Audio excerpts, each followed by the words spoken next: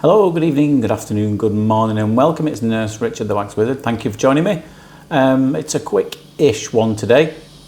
About 5-6 minutes, they're all a bit longer than that, but I'm really pushed for time in clinic today. So the first one, there's two, and I looked at it again before I uploaded it and I thought, you know what, I think I made a bit of a meal of this, which can often be the case when you're watching them back. You're thinking, oh, come on, get on with it. There must have been a reason why it was taking me a while to get this started off anyway. And the reason was, it was quite dry. But what happened is there's a bit of a trench, a divot, just as you enter the ear, and it kind of dips down a bit.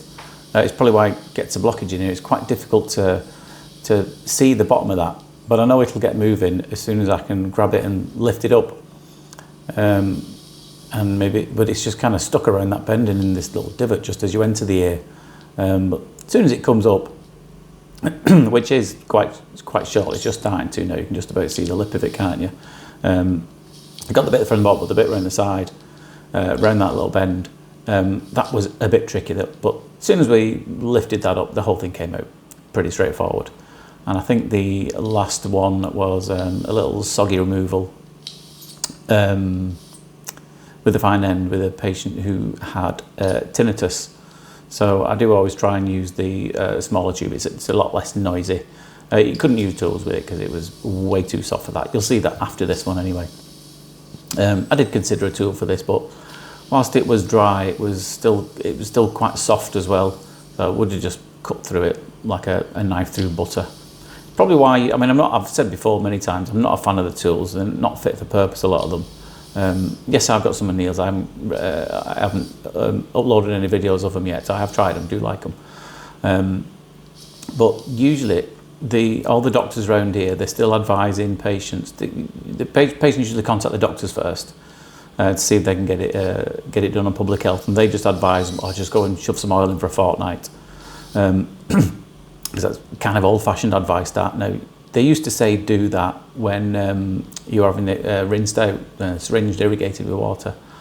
So it's why often I get ones turning up to me that are just a big old sloppy mess that have been over-oiled, which is actually no good for tools at all. So as you can see, it's a bit dry and flaky around the outside of this. So there has been some irritation as well in this one. As you can see, I did, following the previous video, had a few people saying, yeah, go on, let's have dad joke of the day. So I've got a few more for you. Let me know if you like them. So when there's not much to say about a procedure, or it's fairly straightforward, I thought, let's chuck one in, have a bit of a chuckle every day. So I've got a few for you here. These are not dad jokes, these are granddad jokes. These are about my granddad. Now, my granddad invented the cold air balloon, but it never really took off. And about a month before he died, we'd been asked to try a few things, see if we can make him better.